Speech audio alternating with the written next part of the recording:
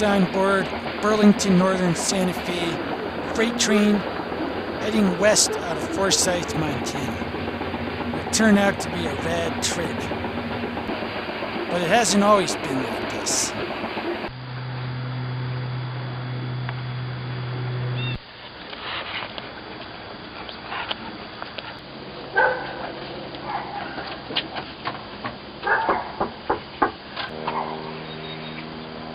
Hey, how's it going? What's up? Hey, my name is Jim of Magnolia Home Improvements. I'm just stopping in. I noticed you've got older siding on your house, and we're doing a promotion on siding right now. It's 40% off, and it can save you up to 20% off your energy bill. I'm wondering if you'd like to maybe find out a little more. No, I'm not really interested. I'm out of work right now, and that's why I'm still at home, so yeah, I wish I could, but that'd be nice because this is getting older, but yeah, I just don't have the money now. Alright, thanks. Alright, thanks. Denver, Colorado. What used to be a historic western town is now an overcrowded yuppie metropolis. And it was time to be gone for as long as possible in summer 2008.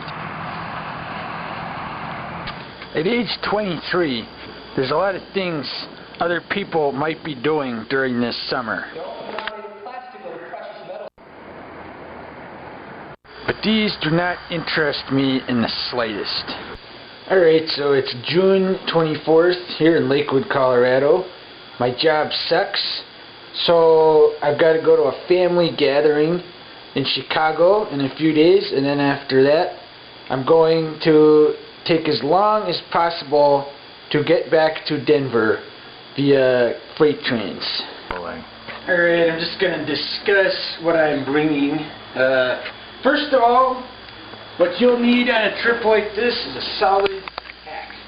Not too big, about 3,000 cubic inches. A good quality rain jacket, such as this one. It's good if it has Gore-Tex. Several hats, such as this one and this one, depending on the weather. You want to keep the sun off you and stay warm, so I've got two separate hats. A good warm sleeping bag here, such as this one. Down is a lot more lightweight. So in addition to this, food and water. Everyone knows what that looks like. And then there's also some nice extras. I myself am going to be bringing a camp chair. Like this is worth the extra weight, so you're not sitting down on the ground a lot of times. And a little protection too from hobos and all that stuff. Alright, cut. Getting everything packed for the drive out there. Pulling out of Denver right now. Got everything packed. I wanted to bring the AK, but there was not enough space in the car, so might have to get some pepper spray or something further down the road for protection. It's the mighty Mississippi here. Huh? Now, I guess the flooding is over. We're going to keep heading on to Chicago. Still here in the suburbs. Fortunately, this obligation is going to be over soon. So, I'll be out of this lame suit, getting the hell on the road sooner than later.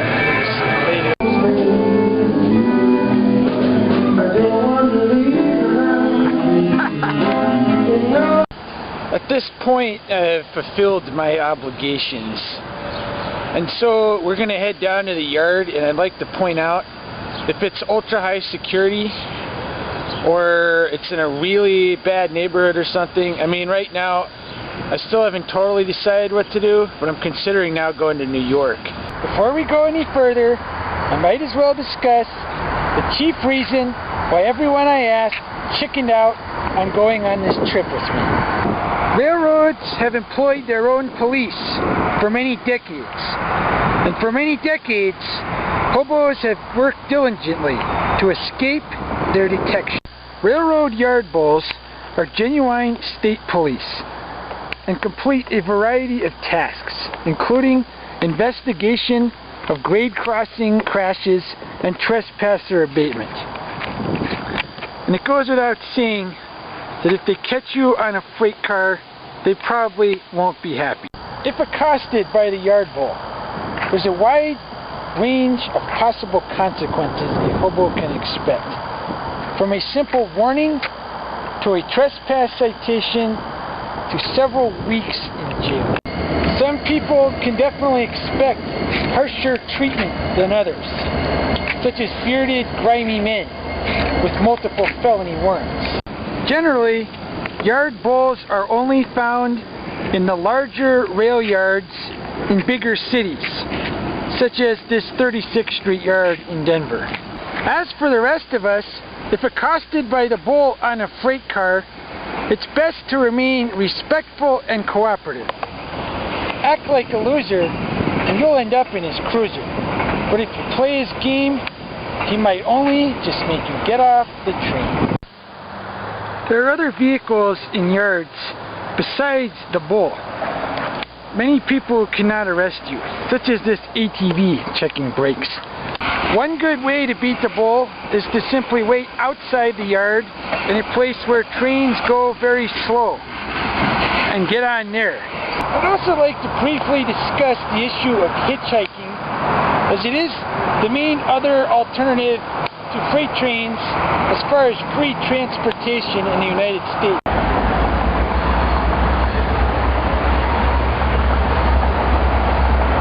There was a guy in the 50s from the East Coast of French-Canadian background. One of his goals, in fact, was to come to Denver.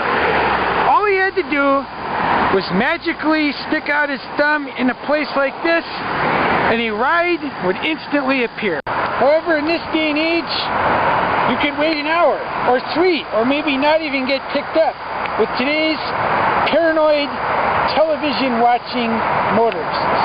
Would you rather wait here with a camp chair and a cold beer, or stand all day here and maybe go deaf from the noise? Alright, CSX 59th Street yard. Alright, we're going to have to move somewhere else here. We'll go ahead and get dropped off at the CSX 59th Street yard and examine the situation for a while. I guess I am going to go to New York now, so I hope I don't get pulled off in this area. As you can guess, there's a lot of tracks going in a lot of directions, so I'm definitely going to be smart about this, and I probably will wait till it's dark.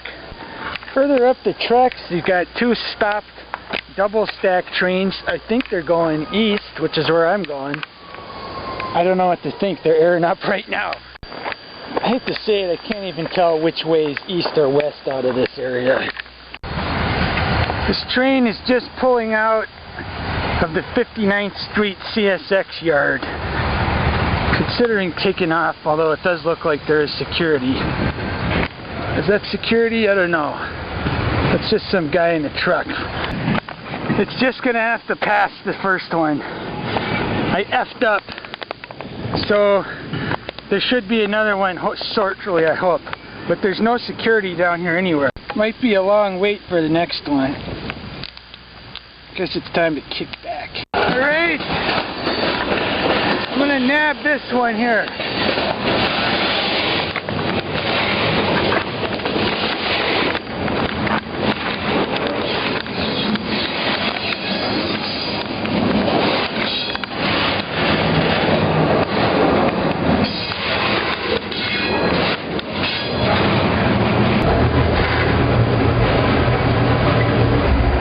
Train is now in Indiana somewhere, so that's the right direction. it doesn't really have, it hasn't been safe to really sit out in the open. There's a lot of people and cars and other trains going past.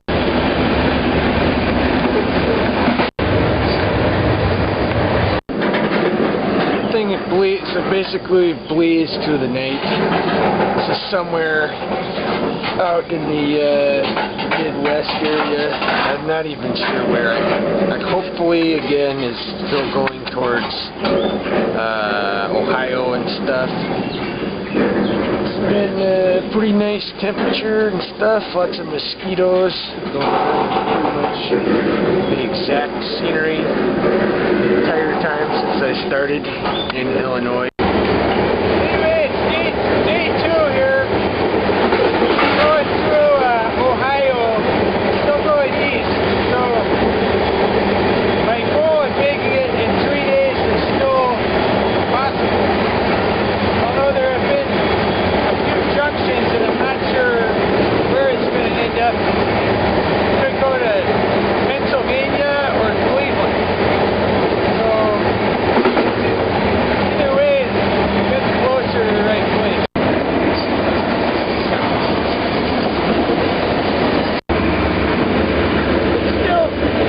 Still on the same train here.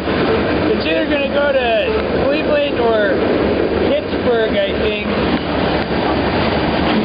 It's been a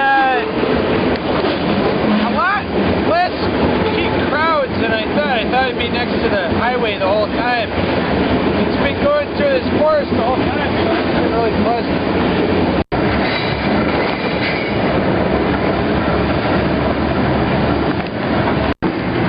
Every time it slows, begins to just creep down the track, you start to wonder if somebody called law enforcement.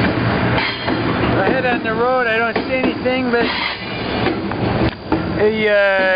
a more diligent law enforcement could definitely be hiding in those trees. So tension increases as the speed drops off even more. And then almost a total stop. A bullmobile could just blaze out of any of these thickets here, you know. So we will just continue to keep our fingers crossed that there's not a checkpoint ahead.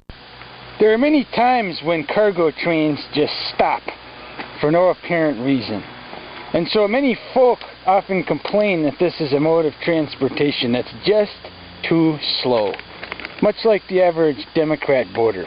It has been close to a full day since I left the South Side Chicago area, and I'm not even sure if it's in Pennsylvania. So those complaints could be considered accurate if you're in a serious hurry. However, in this case, I'm not. So it's no problemo taking a little more time, and after all, with gas at $4 a gallon, it's kind of worth a lot to save that. This would have been a K in gas to have driven this same route. One of my chief complaints about the whole thing is that cars such as these flatbeds here, obviously it's a terrific ride. Completely unobstructed view. But there's so many snitches with cell phones, so these are pretty much undoable unless you're going through a wilderness area. To answer your question, yes, I have had the cops called on me for being on such a car. So you wonder what kind of loser calls the police when they see someone on one of these cars, you know?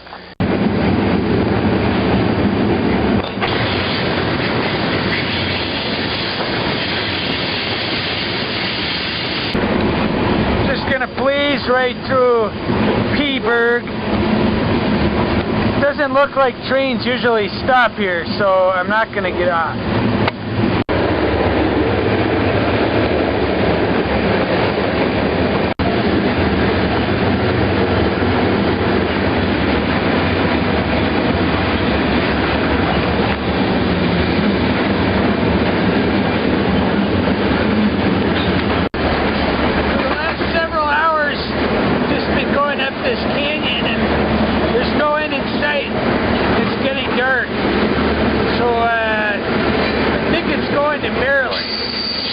have to stay on until it stops somewhere.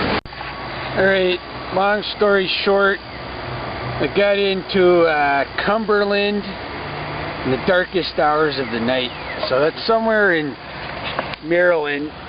And hopefully there will be trains leaving here going further northeast. I think they go to Philadelphia.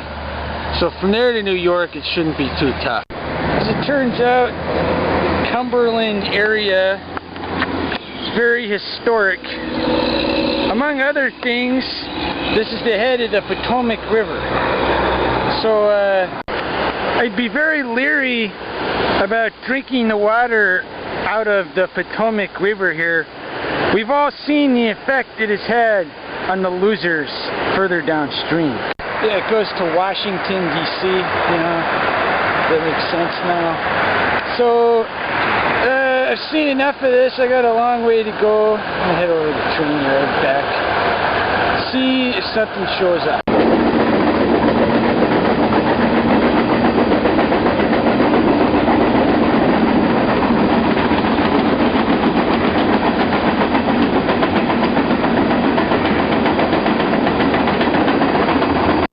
After leaving Cumberland, there was a nice stop long enough to get some of these nice ripe raspberries. I decided to get the hell off, go jump in the river for a minute while it stopped here.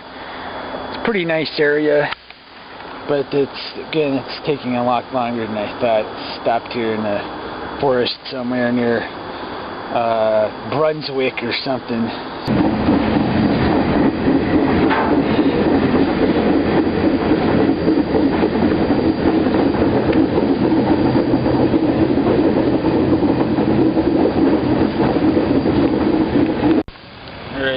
Long story short, a lot happened since the last clip. Just when it seemed like the train was going in the right direction, it made a U-turn into Thugville, and there's barbed wire fence on both sides, so it was tough to climb out over that. And so now, here in the Capitol, and yes, this is it. This is the home of the Jackass in Chief, right here. So I might as well have just come down here and seen it. And so maybe he's in there right now. Actually, me in front of the place. We'll talk more about this later when there's not dudes with assault weapons within earshot. A little bit to the east of the White House, we have another excellent tourist attraction right here.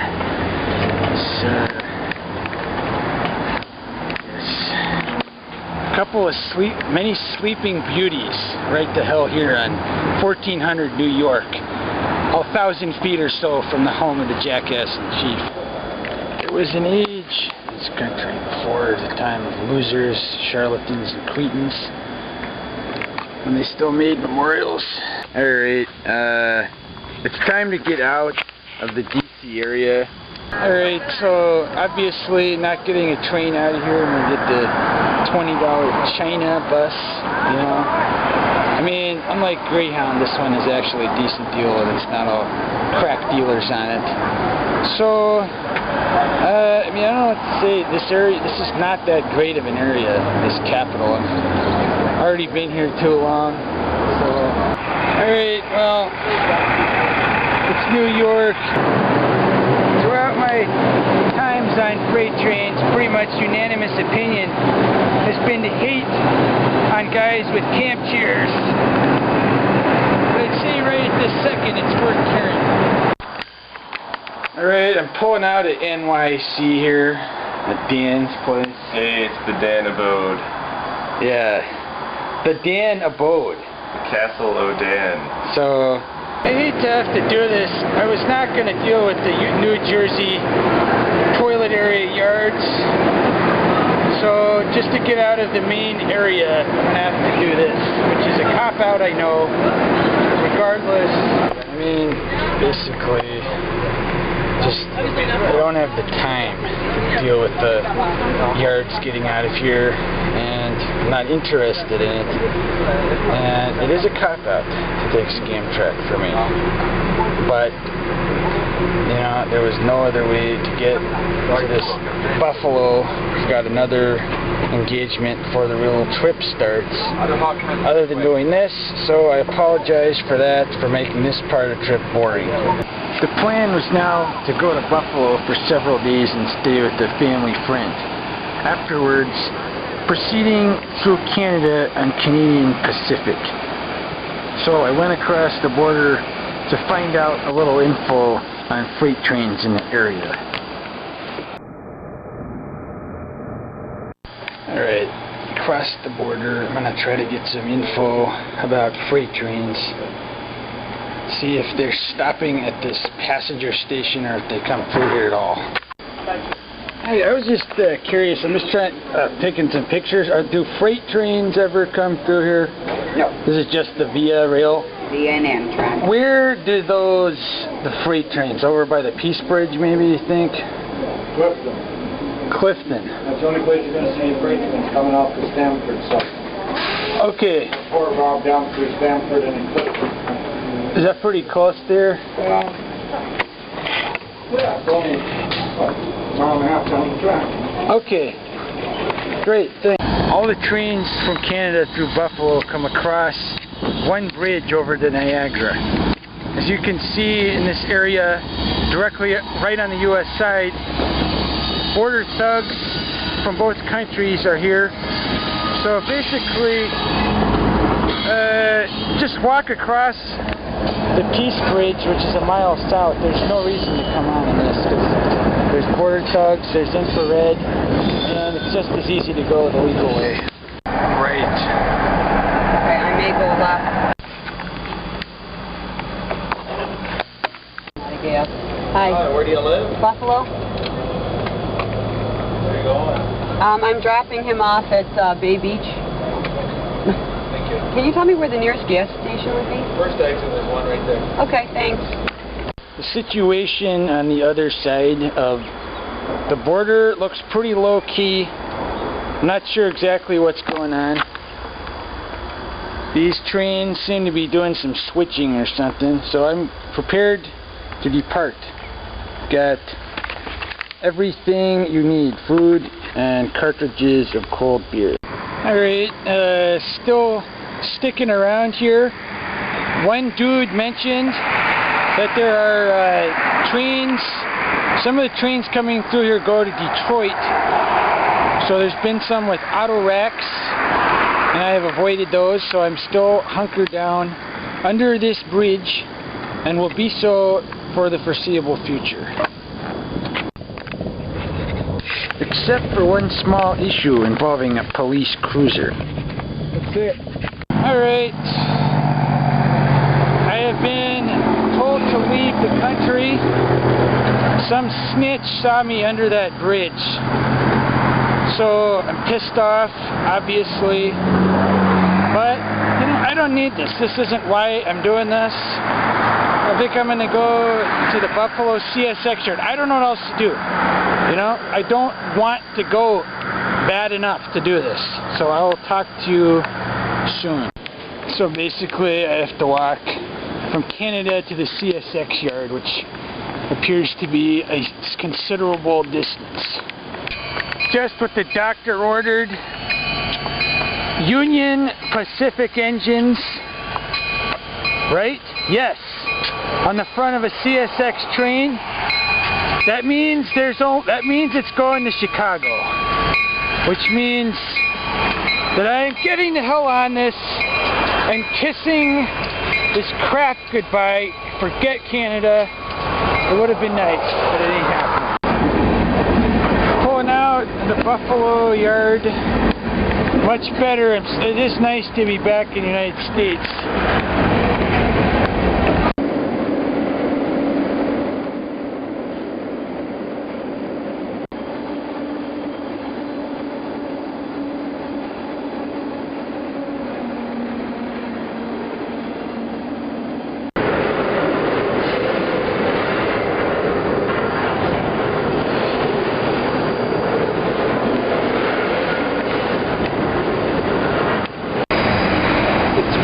to always have an escape plan when you're hunkered in the middle of a yard. Right now, it seems like the about geographic center of the Cleveland CSX yard. So it's good to have a plan if security shows up. I'd probably go get in one of those cars or just make a run for it. You can escape despite how formidable this situation looks. Do not think that the security guard will get you, because there's only one, and there's a lot of places to hide.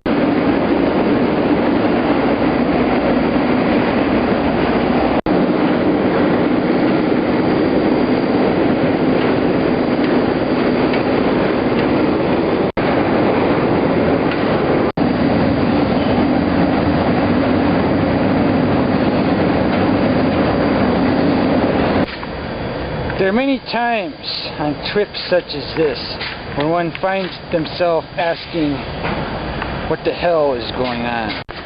This train seemed to be making great time, but as you can see now, my cut of cars has been severed from the main train, and apparently it's not going anywhere anytime soon. It's always a bummer to have to switch from this nice spacious boxcar. Definitely a lot of the other rides are not nearly as nice. Fortunately, it's the darkest hours of the night, so no one will see me hike across cuts of cars with my large pack. Finally, the doctor stepped in and ordered this stack train out of Willard. It's been here about 7 hours. About time to get lost.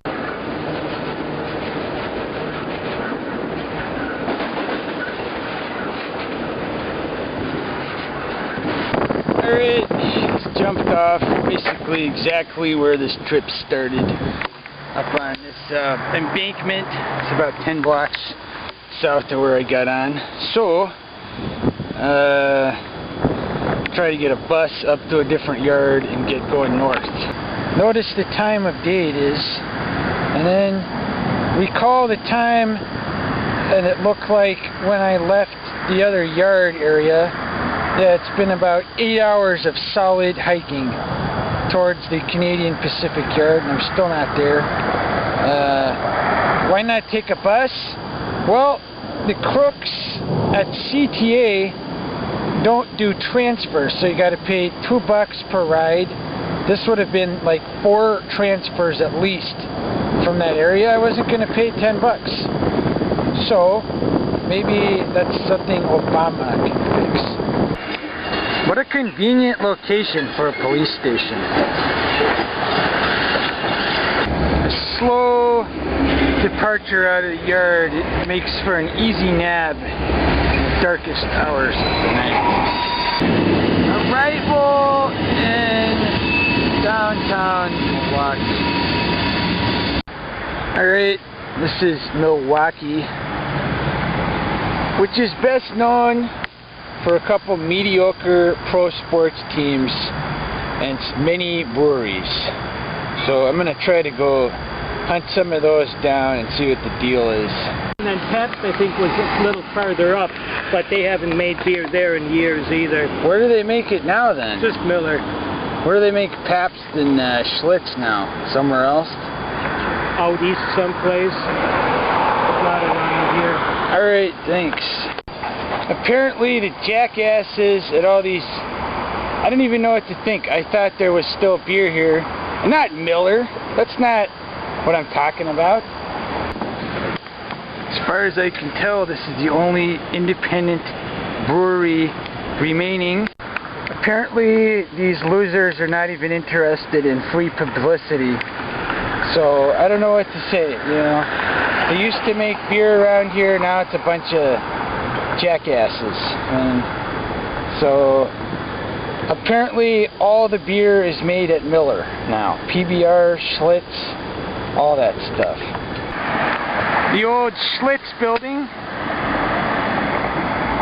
now converted to some other kind of deal.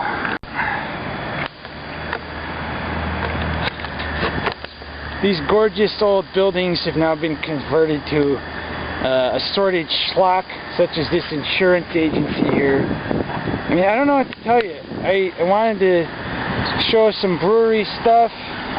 It's all been absorbed by Miller, and I don't know what to tell you. I'm not going over there. I'm not giving them publicity for this. So basically, Miller is the only game in town except for a few crappy microbreweries. Right now, you may be wondering exactly what kind of people can be encountered during this illicit activity. So I will now go into detail the main categories of unscrupulous folk who are encountered during hobo trips. Because rail yards are located in the more rundown districts of town, it's more likely to encounter certain groups of people there than you might otherwise. The first category is the psychotic serial murderer, who is known for throwing his victims off moving trains and pushing them underneath the wheels, as well as employing a variety of tools, such as railroad spikes to inflict grievous wounds. Because these murderers are not easily distinguishable from any other person you might encounter, generally it's best to just be safe and not get on any train car with someone you suspect being a psychotic killer, as well as not standing close to the track with a train going past with a sinister guy right behind you. The large remainder of more docile types encountered chiefly consists of homeless men. When it comes to transients, all of them share some characteristics, such as extreme alcoholism. But there are also some key distinctions I would like to now make. The first category of homeless person is characterized by its lengthy or permanent residence in one city. When 3 square meals a day are easily found, and there's ample suckers for panhandling, many transients find the situation comfortable enough to remain in the same city permanently. If not at the mission, they can be found permanently monitoring the same corner day after day. These fetid freeloaders are known as homebucks or home guards. The other variant of homeless man is more mobile and often never stays in one area for more than a week. These men are just as likely to fly a sign in whatever city they're in, but you won't see them there long, because soon they'll be off to the next place. These paunchy pilot fish are known as hobos or tramps, although these terms obviously have become more widely used to apply to all homeless men recently. To sum it up, home guards push a shopping cart and lie around all day. Hobos carry a heavy pack and ride from place to place. He didn't say, oh no, you're not going to prison. He said, I'll go with you. Don't worry, don't be scared. You gotta take somebody's picture. Yeah, I mean, I don't know. It's just the guys who are like, every time I go out, I get right back in. It's time to get out of town here, so considering hitchhiking, I'm not happy with the situation with, I mean, it just seems like this place used to be pretty rad, Milwaukee, but I'm never coming back.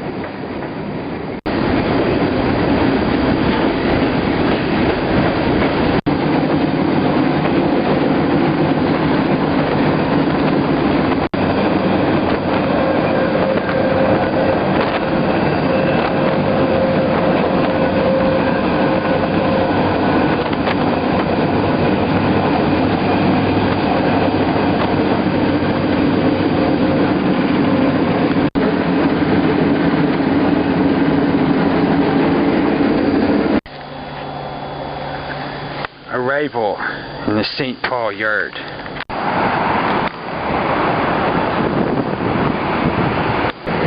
After only 20 or so minutes in St. Paul, I can already see why it is the ugly duckling of the Twin Cities. There's absolutely nothing of any interest whatsoever.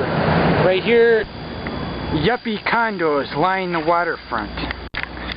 And whatever actual commerce may have come up the Mississippi in past times has been replaced by leisure boats for paunchy tourists. Despite this, the losers and putzes at the Republican Party have selected the River Center right here in St. Paul for their 2008 National Convention. So I guess it's time to head across the river and see if it's any better over there, and if this trip to the Twin Cities was not a total waste of time. Out. A quick bus trip separates the two cities. The majority of cheap made-in-China crap in the Minnesota area comes through the Mall of America. A multitude of rides and other such attractions abound.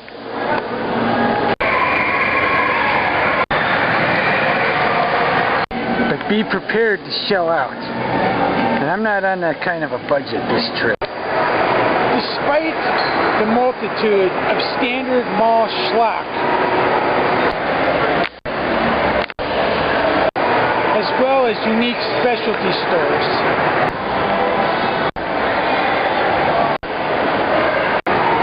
the elusive merchant selling tall cans and 40 ounces remains elusive.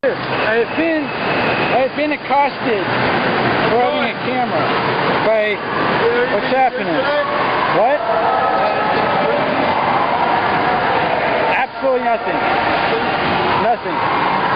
Now if you guys, I'm ready to just leave, but I can get this. What are you filming for? I'm Officer John from Mall Security.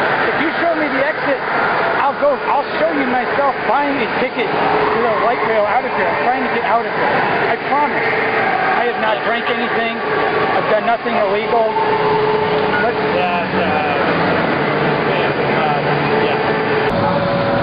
I gotta get out of this place. It was time to leave before I even got here. I apologize for not having more of that earlier incident. When the cops show up, I turn the camera off. I mean, I don't mess with the cops. Mall security, no problemo, but when the cops show up, I mean, I'm cool. They'll let me go immediately because they're not jackasses. So, it is time to get the whatever out of here. So, out.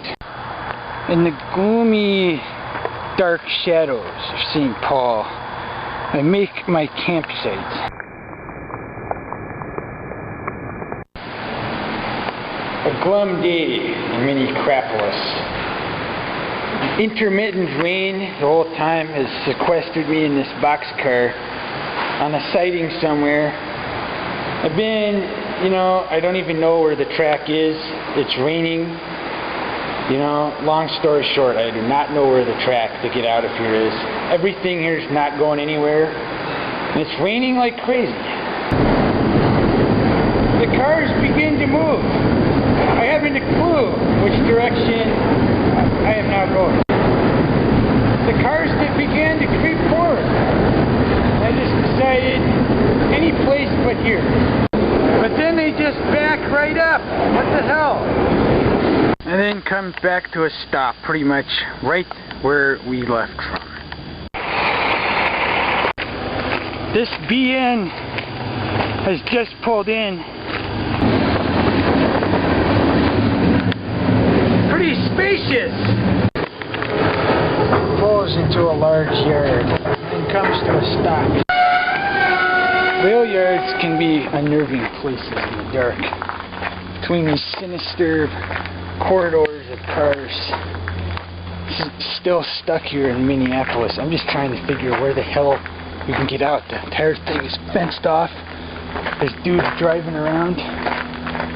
So we have to just climb over a bunch and find a fence a hole in the fence or something. I've got to get out of here. After a successful escape, the stack trains just showed up in the main line. Just rolled into Dilworth, finally out of Minneapolis.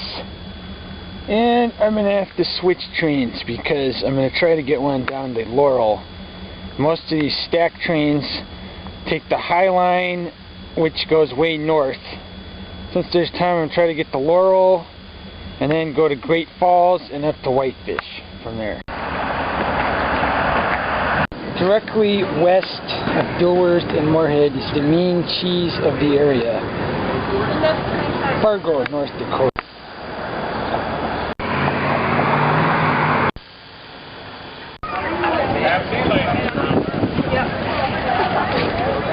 There's some kind of tourist fest or something going on here.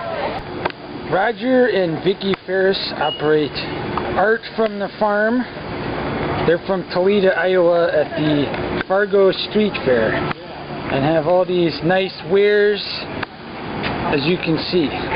So, where do you get this barbed wire? Do you, from other farmers. We're farmers ourselves. And then other farmers have tore out their fences. Great. Vicki gets it and recycles it. All these times I have to climb over these fences. I can recommend quite a few that need to be taken down. Take down. There you go. You know? Yeah. So is this your full-time occupation? Well, or? we're farmers. Okay. So we yes. actively farm, but our son farms with us. So when we're gone to the shows like this, he's at home and he takes care of the farm while we're gone. Terrific. Well, very interesting exhibit. Alright, I'm going to explain what the plan is, team. Listen up, gang. There's two ways you can go west out of the Fargo, Dilworth area. Number one is the main High Line route, which goes towards Seattle, going through Minot, up to Whitefish, Montana. However, this is not what I'm interested in. I'm interested in the other route, which goes southwest to Laurel, Montana. The High Line route has plenty of stack trains and freight, and is very easy to travel along. And both of these routes are BNSF. Many folk who prefer to travel by means other than personal automobile often resort to desperate measures.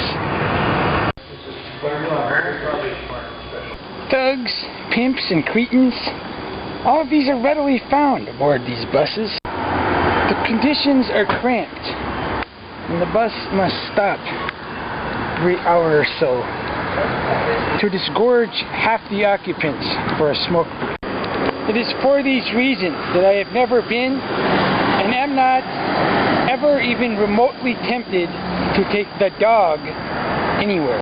So I'm just going to head back to the train yard to continue the trip west. As usual, an interminable walk from where I was back to the train yard. It seemed like my spot was low-key, and then this worker comes up, snitches on me. There are two cops in the right up there. I mean, I'm off the property. I wasn't even on the property.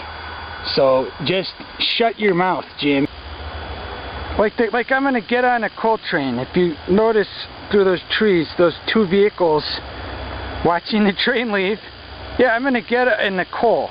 Right. So they're just like the mall security losers, these bulls. As soon as this train pulls out, they'll leave. I mean, how retarded do you think I am? They don't even have a bull. I just saw the markings. It's sheriff.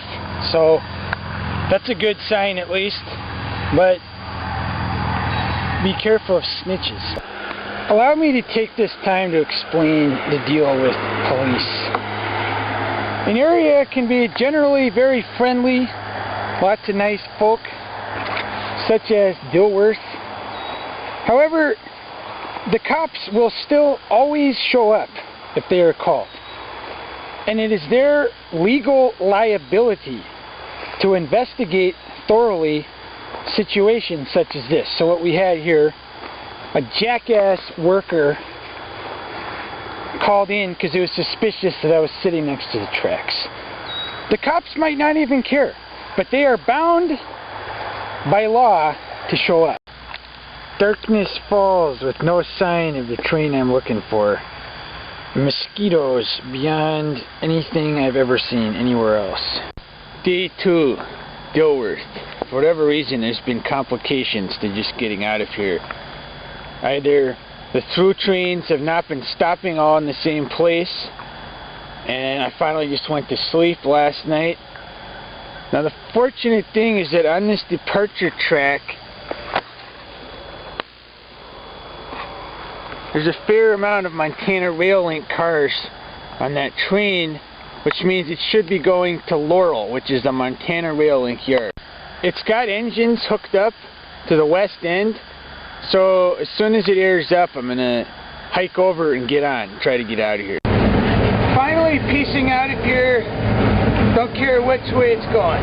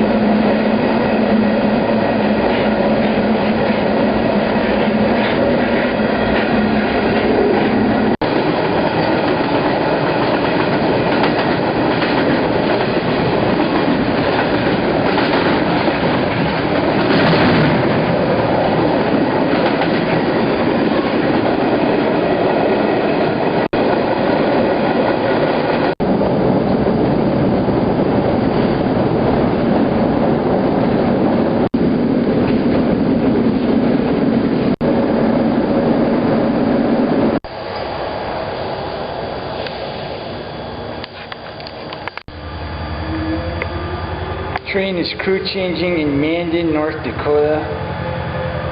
It's a big gamble to get off, leave your stuff on board to go get some food, but I am famished. And I think I'm pretty close to downtown. I don't think it's a security issue here, so hopefully this will work. Just have to pop over these cars and home free out there. Hopefully there's a food mart or something close.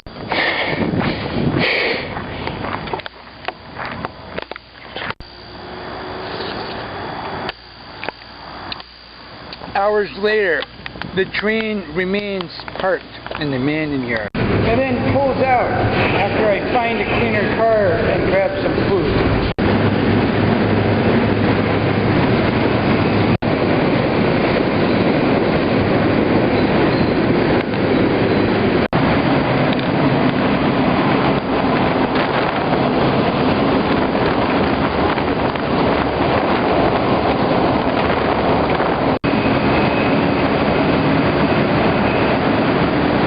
I just have to say it is about the hell time to get out of the congestion and into the American West.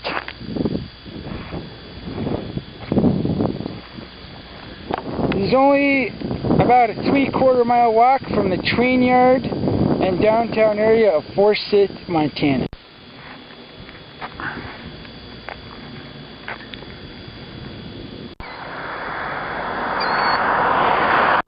The Rosebud County Courthouse was built in 1919 and is on the National Register of Historic Places for exquisite architecture.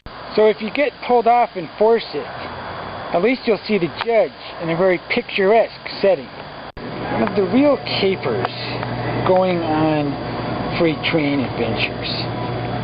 Even more so than staying out of sight and staying unaccosted, is finding the cheapest prices on beer. These prices basically on tall cans across the board are a rip-off. Fortunately, this store is not the only game in town. However, their prices on mini bites are exceptional. This swimming beach on the Yellowstone with water about 50 degrees.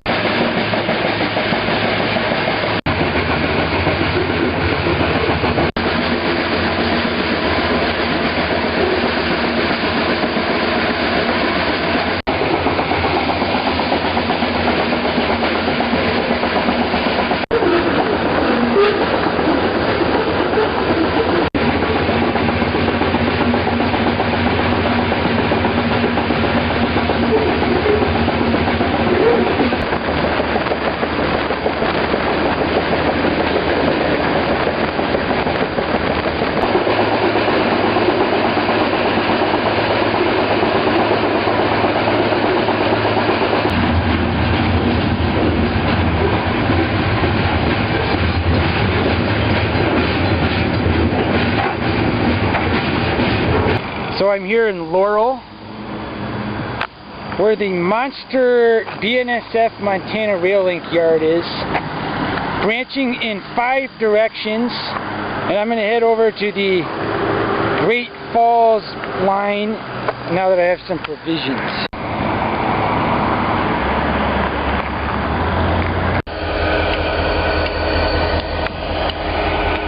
One interesting point I'd just like to make here, I rode that green boxcar into Forsyth, and now it's here in Laurel, so I caught up with it.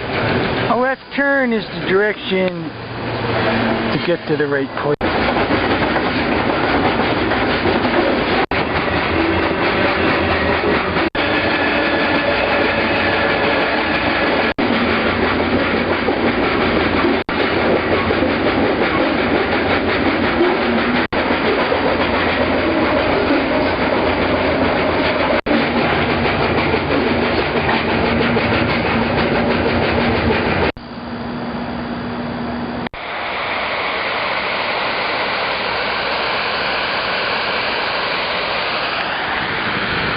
The Great Falls areas turn out to be very pleasant.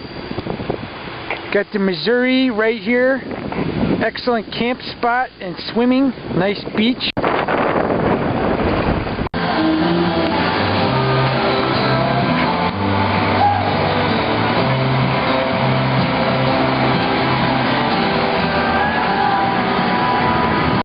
One of the common questions I often entertain when discussing the lifestyle of traveling cheaply is, what do you do about food, Jim? I am so pleased to introduce to you my greatest benefactor on the long, frugal road. For in his magnanimity, the Colonel has allowed the discarding of copious spoils that by fate have escaped the maw of the corpulent host. Alright, so basically KFC pre-makes all their chicken, and there is a fair amount just sitting there at the end of the night. It gets tossed, you come back after they're closed and get fed. But now is not the time for such an operation. Only a knave would approach such a mission in these hours of light. No, one must act as the gargoyle on this mission and return only when the area has reached the point of maximum lifelessness. With steadfastness, I resolve only to return when the summer constellations are directly overhead. In the darkest hours of the night, in the gloom of West Great Falls, a shadowy figure approaches in hopes of finding the Colonel's latest recipe. The shadowy figure seeks the tender pieces of chicken made in the Colonel's kitchen, such as this 4-piece bucket. The darkness that cloaks the receptacle area is absolute. But when the intruder emerges, his spoils are clear. a 10-piece leg and thigh bucket. Let's just see what we've got.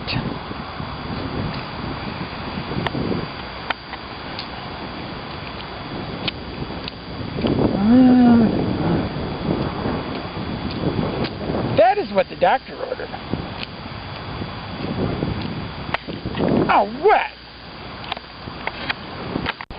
Look, I mean, I just wanted to say before you get too offended and condescending about someone just eating a little secondhand food, I'd like to just point out that you're the one with the kid in rehab, you know, not me. You're the one who's going to have to get liposuction, not me. You're the one, you know, with the social disease, not me. So back off. So I've been in Great Falls the last 2 days. Here's my campsite right on this beach on the Missouri. Right up there across the river is the main drag. There's a KFC right behind those trees. As idyllic a situation as it appears, it's time to leave before things get too stale. I've enjoyed swimming in that river and all this stuff, but you know, you gotta get out before you get totally bored of a place, so I'm gonna head up to the train yard right now, July 25th. Generally, I eschew hitchhiking, except in certain instances. Like here in Great Falls, the tracks where the train pulls out right by the yard, they're adjacent to the hitchhike spot. Both I-15 and the tracks going to Shelby, which is my next destination. Alright, long story short, there weren't any rides going to Shelby, so I'm now heading down to Cascade with Greg here. This is my first taste of Clamato. It's very interesting. So it is closer to Helena, I guess. It's not the same direction as Shelby. After another quick ride, I'm down here in Helena, which, despite it being a Friday night, I have the feeling is still almost entirely deserted. Passenger service on the old Great Northern Low Line from Fargo, North Dakota to Sandpoint, Idaho was discontinued decades ago. For those who are still dying to see the Montana landscape from the comfort of a train, one available option is the handful of foo-foo tourist trains that come through here in the summer. This Grand Deluxe Special has just pulled into the Helena Yard for a quick stop to disgorge East Coast pink-handed flatlanders for a quick tourist sightseeing mission of Montana's capital city. For a week-long excursion, one can expect to pay upwards of $5,000 per person. The included amenities are a spacious stateroom and a sleeping car, 3 square lavish meals a day, and round-the-clock chaperoning. This septic truck has just pulled up to remove excrement of pate, quiche, and lobster. These Grand Deluxe trains offer the finest accommodations, world-class service, and entirely prohibit any glimpse inside the cars by passerbys with fishing hats and cameras. More importantly, it's currently parked directly blocking the catch-out spot. So until it leaves, I'm pretty much pinned here in Helena. My personal favorite Helena attraction is this used bookstore.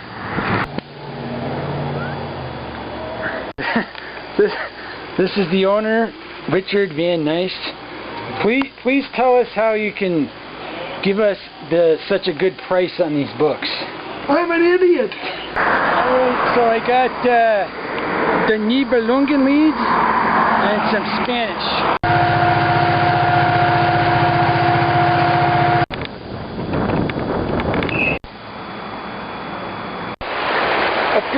living in Missoula, definitely decided it's just kickback time.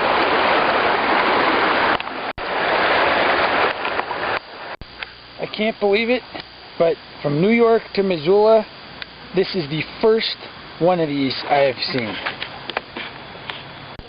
Some kind of a shindig going on with the Missoula tracks. Usually not my bag, but I thought I'd check in anyway. So here's got all this fire.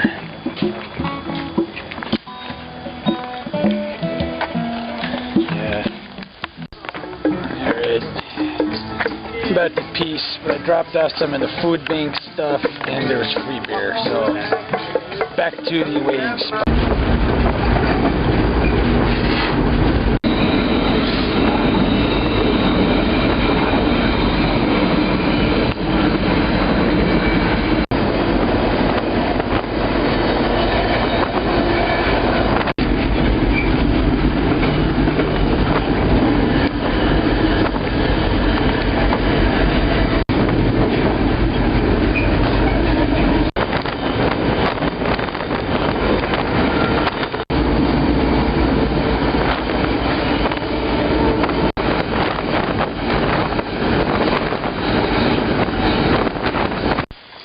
The train comes to a halt somewhere in the far north Idaho panhandle. Allow me to take this time to discuss one of the chief dangers for hobos in this area, the wildlife. As one peers in to the darkness, obscured by this numerous foliage, you must be prepared for the inevitable bear attack. The grizzly bears in this area are entirely bloodthirsty and will have no moral qualms about chomping your body in half, which they can easily pick up in their large frying pan-sized paws. Therefore, I advise staying very close to the train when it parks in a remote area. Although bears have been known to attack unwary travelers right on the train, so I'd even maybe keep some bear spray or something. Supplementally, another fearsome threat in the area comes from the sky in the form of attacks by ravenous birds.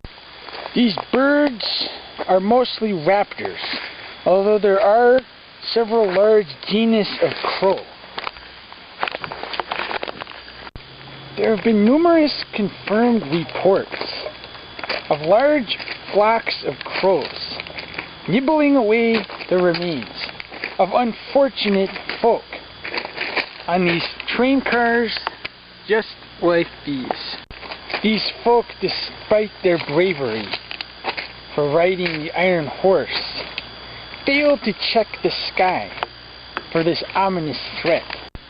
When one peers into the underbrush, it may be difficult to discern, but it is a fact that this brush contains the presence of numerous fatal insects. The infections caused by some of the genus of ants in this area almost always require amputation, whatever limb has been bit. This is just a fraction of the ailments one can receive from the wildlife in the Idaho Panhandle area. So if you're not entirely prepared for a dismemberment by a large bear, pecking to death by ravenous crows and raptors, and extreme unpleasant infections caused by insects, do not even consider coming through the Idaho Panhandle on a freight train.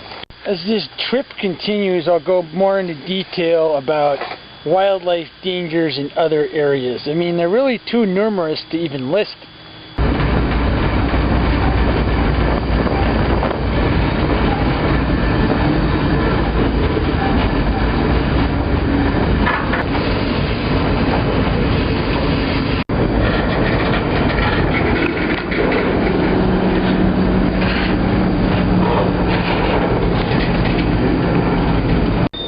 Alright, the train is coming to a stop in the Hauser Yard. And I'm trying to get to Portland. And one fact that I've learned is that Evergreen containers don't go to Portland, they go to Tacoma. So I'm going to have to get off and find a different train here at some point. So, and the other issue, there is a junction about 20 miles ahead. It's very tough to know which way your train's going. So hopefully I won't strike out. You either go Seattle or Portland. Alright, there's some suspense going on. The train has stopped. Spokane. There's been cars driving around. Keep posted, folks. There are 2 cop cars right on the other side here. Shut up, everybody. I don't think they can get their cars. I don't think they can get their cars on this side here, but there's 2 cop cars right on the other side.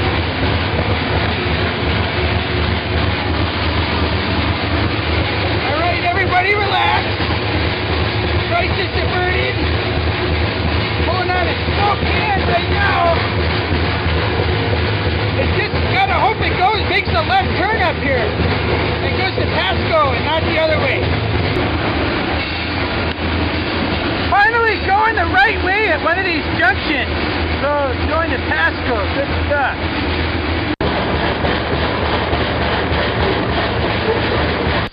Regarding last night's incident, evidently just sitting there minding your own business is objectionable if you're on a train. So it stopped. I don't know how at midnight they saw me, but it takes more than 2 cops in the blackness of night to catch the Stobe Hobo. So one important lesson is that the thing to know: middle-aged men cannot see in the dark, and they always need their flashlights. So it's really not even a fair fight, because I have the night vision, you know.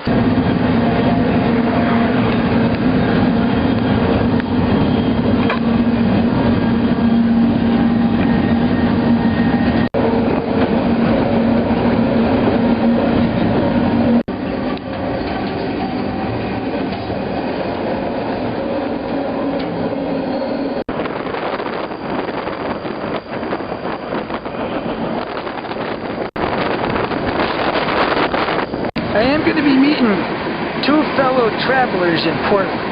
They're probably not going to be that excited to be on camera. These other 2 travelers and myself are collectively known as the Colonel's Freight Crew for apparent reasons.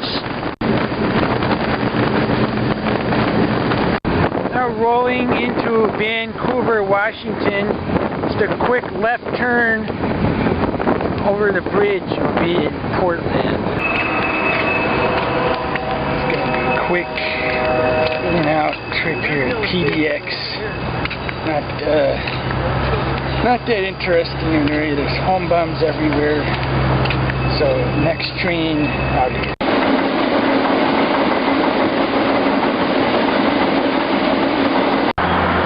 Trains Union Pacific all the way from Chicago reach the terminus at the Seattle Argo Yard.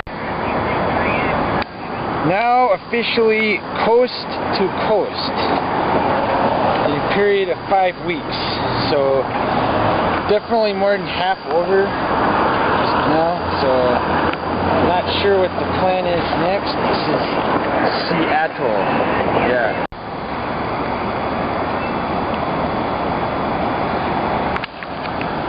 On the 63rd anniversary of the Hiroshima bombings, I'm feeling that maybe this trip is going on too long. There's a point where being completely by yourself is not that great. So, despite being surrounded by people, I'm completely alone out here. So, that's the little what I'm thinking about portion. just so that every once in a while food merits shelling out for when the refuse containers for whatever reason are in lockdown. The excellent world of Vietnamese noodle soup, Seattle. For those interested in numerous overpriced household performance payments, as well as overhearing the obnoxious chatter of numerous foreign tourists, the Pike Place Market is the spot in Seattle. Of course, it is not necessary to actually hear them speak in other foreigners. Generally, the thin ones are foreigners, and the fat ones are Americans. Obviously, the Microsoft and Starbucks crowd do their shopping here. Not going to bother going inside or interviewing the owner of this used bookstore. Obviously, left-wing nuts. Should have gone home. Alright, here comes the late night Seattle train. The Colonel's freight crew is about to ride again. I'll get the back one!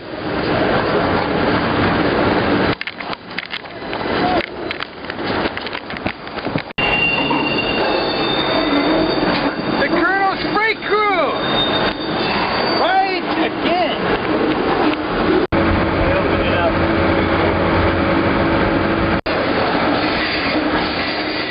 This is Space Needle. Can't tell on this lame camera.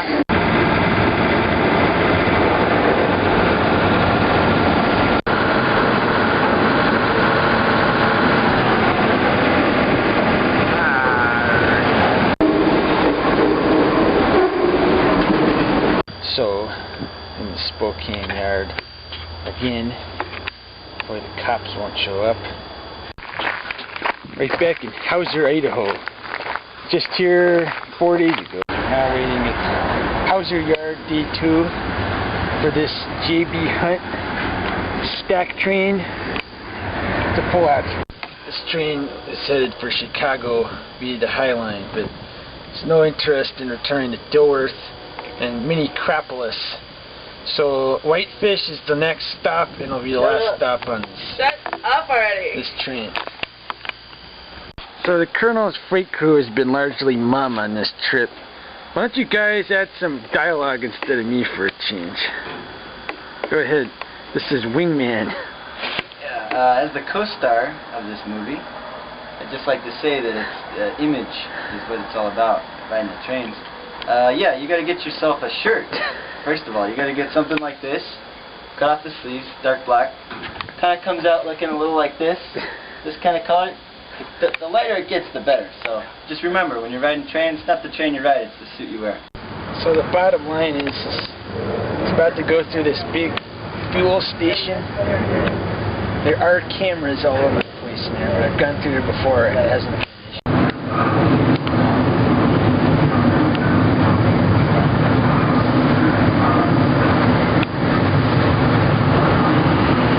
There's cameras all over this place.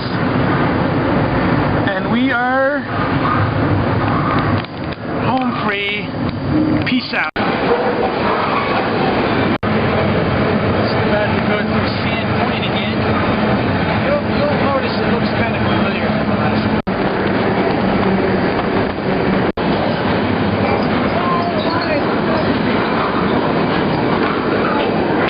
It is absolutely diveable off this bridge into that crystal water. Right here, no guardrail or nothing.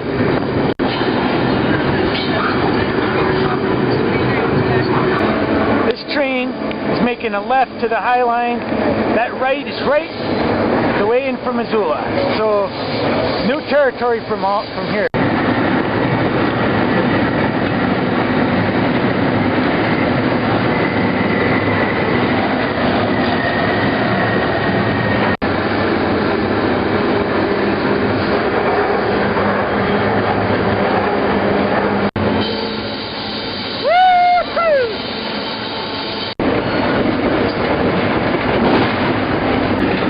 there's a really big tunnel coming up.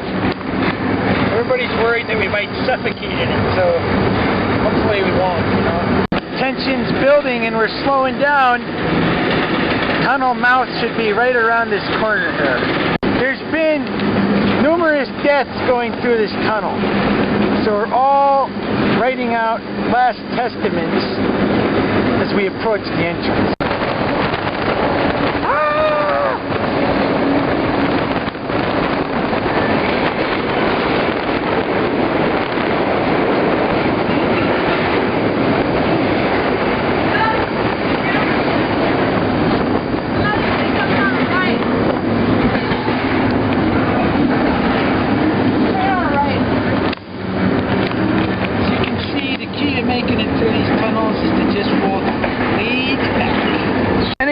Wondering, that was 7 miles, so there was about 10 minutes in there while you were nothing was going on. I have got to just hand it to J.B. Hunt and his trains. Absolutely the fastest way to get anywhere. We have blazed from Idaho and have not stopped one time. Very laid back too. This is Jim, sitting in his camp chair, which he really appreciates a lot. And coming to a stop.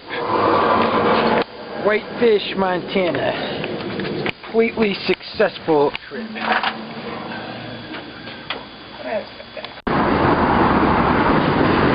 First sample at the Great Northern Brewery is free. 1 per person per day. It's the 3rd Street Market in Whitefish that we've settled on. You have to actually look.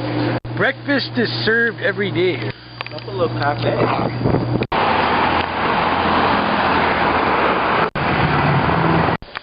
This comfortable teepee-style domicile is next to the tracks in Missoula. Probably not a home bum, being that they all seem to be staying at the mission here. I'd say definitely passing through transit, although maybe it's someone who couldn't get in there for the night. This is John Snake Lingman, also known as Wingman with the Colonel's Freight Crew. What's train riding all about, Snake? Hi, Jim. Train riding's all about wearing a tough guy shirt. You gotta have the right apparel.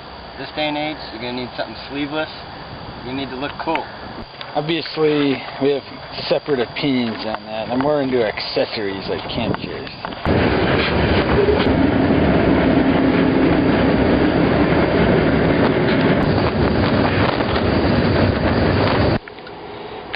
Colonel's Freight Crew finally gets to hook up at the hell in that Colonel.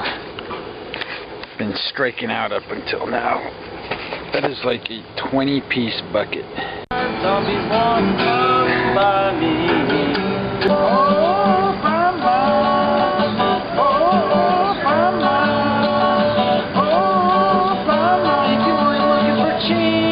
No, my name is John Stone. Your last name Stone? Stone is the last name. name. Telling me the truth? Yeah. I mean, I ain't got no way to prove it. You know, we're getting ready to leave here. I don't know. I mean, I can go. I don't know what to do here. That's my last name. So these two ruffians are gonna now split up. A little fun time is over. They're gonna get on the next train to Laurel. Fun time never began. Just met you. I'm gonna hitchhike to Butte. Jeez, man.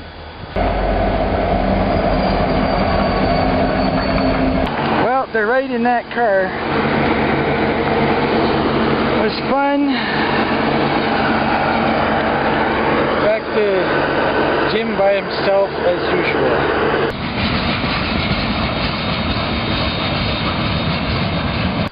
It was at this time I would like to fill in the audience to exactly what's going on, as it may have appeared murky until this point. The Colonel's Freight Crew is once again temporarily disbanded. Snake and Sydney went to Laurel. They're going to the East Coast. I was already there. We split up yesterday. It's August 17th, 2008. Basically, there's about a week left of vacation. From here, It's a 60-mile hitchhike to Butte. Then there's one train a day to Pocatello, Idaho from there. Many trains from Pocatello to Cheyenne, Wyoming. And from there, BNSF goes straight south to Denver. The Stobe attack has devastated from Chicago to New York, ransacked the East Coast, and then blitzkrieged across the country to the West Coast. And at this point has then backtracked to Helena, Montana. Trains with Boeing 737 fuselages go from Kansas City to Pasco, Washington.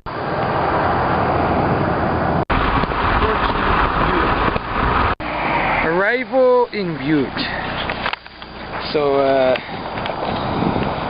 sometimes hitchhiking does work if you have to do it.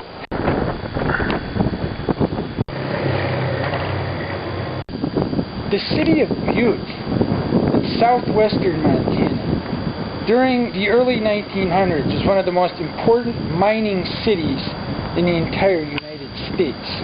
However, it is clear that in 2008, whatever vitality this city may have had is 100% gone. Right now, on this August Sunday night, it'd be hard to find a more dismal scene than downtown Butte. There's entirely no shortage of white trash, thug, and gangsta types walking through the streets, and very few respectable looking folk. The closing of the main mining operation in the 80s has left many buildings boarded up. The biggest tourist attraction is this monster open pit copper mine closed in 1982. There's supposed to be a toxic lake at the bottom, but the only way to see it is to pay an admission fee. Nowadays, the most prolific mining is for the mother lode of societal flotsam and jetsam that currently inhabits the area. Supplementally, this is also the home of Evel Knievel, and they'll never let you forget it. The old architecture is definitely very gorgeous. There's all the old theaters and music halls and that stuff. Obviously, this was a cultured area at one point, but those life-affirming forces obviously perished in the city of Butte well before the end of the last century. Unbelievable! Look at all this stuff. Unreal! Just when you thought this was just gross stuff, I do not know if I can drink all this stuff. Look at all this. Everything's in here. Alright, 2 days later, still here in Butte, Montana, for several key reasons. First of all, it's a 4-mile walk from Butte to the Union Pacific train yard where the daily train leaves from. The yard is a lot further out of town than where I'm staying now, and the train leaves at 8 in the morning, so that obviously makes things a little inconvenient. Finally, I'm just not in that big a hurry to get back to Denver for the Democrat convention, which is starting next week. Alright, they're putting the train together right down in the yard. I have to just point out there is a lot of potential for making some kind of a residence under this bridge. I mean, you take 2x4s, stretch them across here, make a nice bunk bed, you got a good roof, very cozy in here. If I was going to home bum it, this is probably where I'd go. Right here in the Silver Bow overpass over the train yard. There have been numerous reports I have heard recently of a pernicious bull in Pocatello who does search for riders in the area. The last two I heard got 5- and 7-day jail sentences respectively. I'm not interested in that, so it's going to take some commando-style efforts to avoid accostation. The Stobe Hobo is currently on a 1.5-month streak of police-free train riding. It is not going to be a stay in the pokey pokey that's going to break it. Hopefully. Like a patient jungle cat stalking a giant worm, I await, looking for any signs of movement from the steel beast.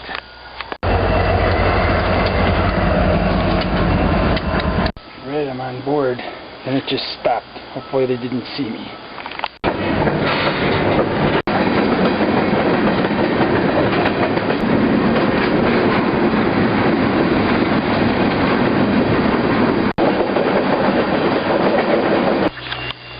So far, so good. Train is stopped a little north of town for some reason. Just get off while it's safe. It is at this time I would like to discuss the Pocatello yard and its bull. Much of the perimeter is fenced off, making me wish the folks from Art on the Farm might have come in. Admittedly, security has been light for the bulk of this voyage, but it is a confirmed fact that in the Pocatello yard exists a hardcore vigilante bull. It is confirmed that trains are searched for riders in this yard, and that you can be arrested just for being on the property if you have a pack on. Eastbound trains pull in very slowly, then stop on the main lines, just here a little bit west of the depot. And I admit they resemble low-hanging fruit.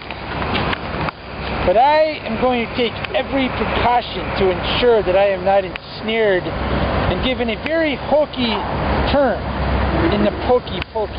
Oftentimes there's checkpoints on several overpasses where someone's stationed above to look down for riders, and then the bull is down there ready to arrest them.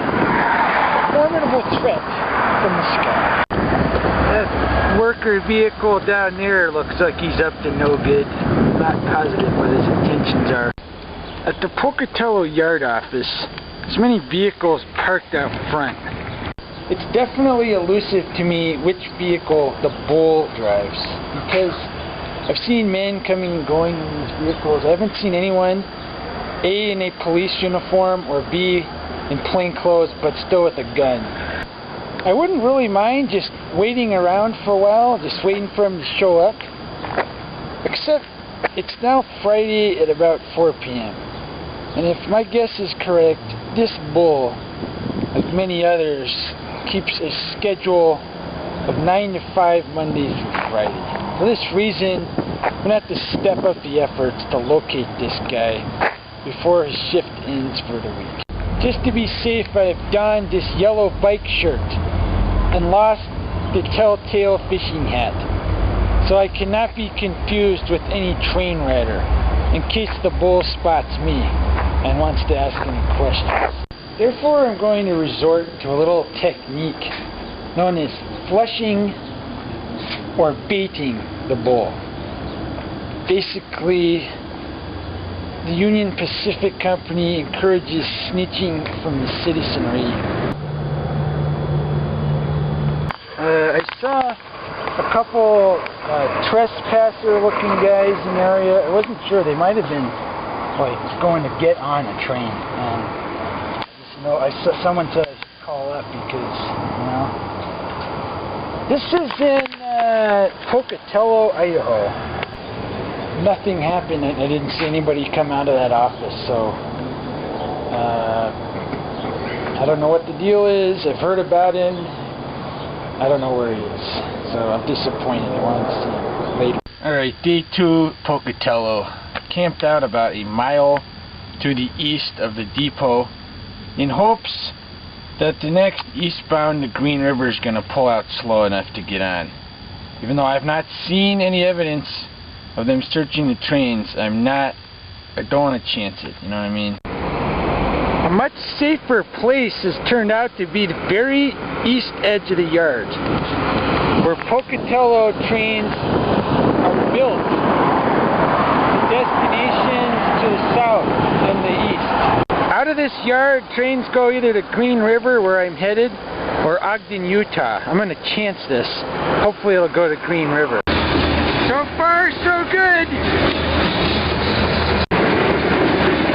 Getting really close to the junction where one track goes to Ogden, one goes to Green River.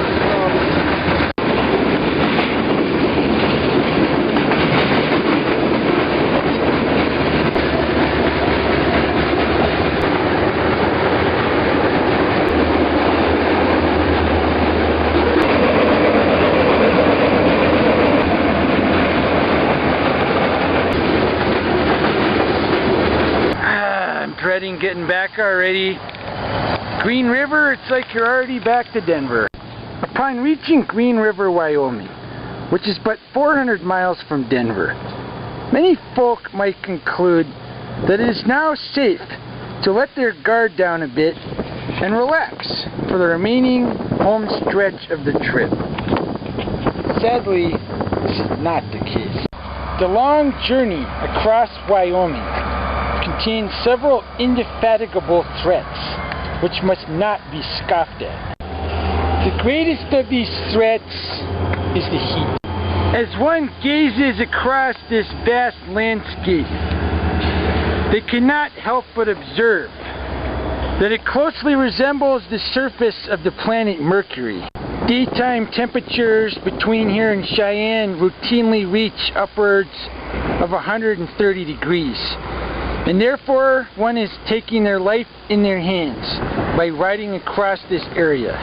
There are documented instances of bodies pulled off trains that have been desiccated to dry husks.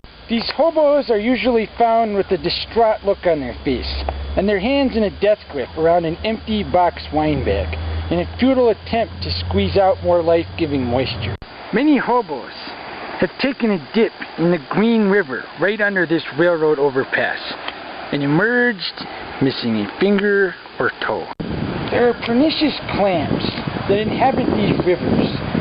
The pernicious beaks of extraordinary sharpness and power.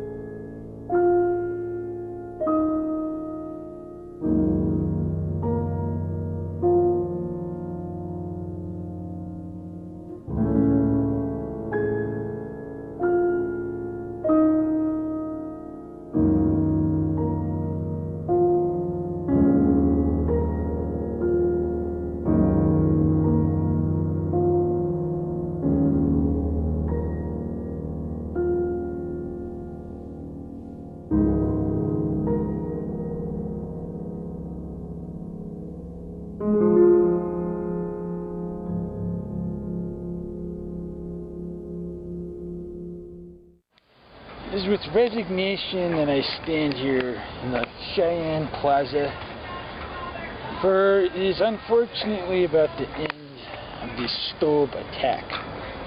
After a long trek across Wyoming on the UP Overland, it is about 120 miles on Burlington Northern Santa Fe, south to Denver. It's nice to stop in here for an hour or two. Trains are very infrequent, about 2 a day going south. Hopefully one will show up tonight. If not, tomorrow, the trip is basically over. It's a bummer. The darkest hours of the night, train blazes through my old college town.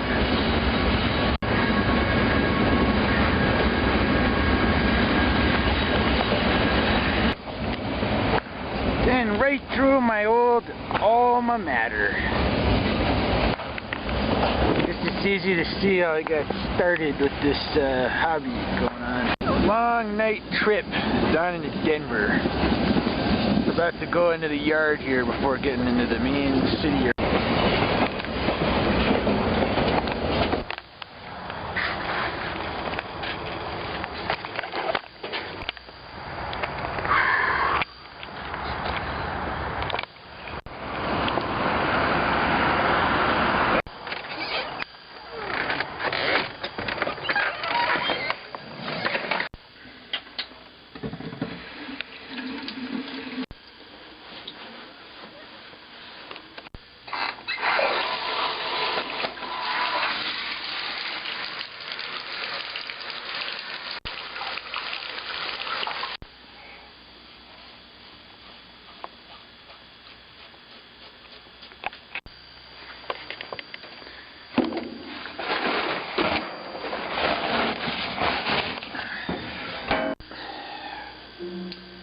Well, that's the whole trip.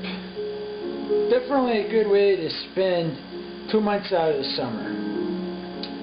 You know, didn't get caught by the bull one time. Didn't deal with any psychotic serial murderers. So, pretty much a total success. Kinda wistful thinking about it, you know. Lots of fun. The problem is, I didn't really think ahead, as in what to do after the trip, because, I mean, I'm back here, I don't have a job, still living in my dad's basement, Lakewood, Colorado. Now that I think of it, it's going to be pretty nice weather, actually, for at least another month and a half or so.